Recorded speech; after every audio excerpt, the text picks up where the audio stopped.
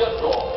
就係當你擁有36、24、36嘅人生嘅時候，人哋自然會愛你多啲，人哋會對你付出多啲，因為你哋已經付出咗好多喺你嘅眼耳口鼻、皮膚三圍上面，好多金錢、好多血汗，你係應該坐享其成，你唔需要去計較到底你付出咗幾多俾人哋，但係你要去計較嘅，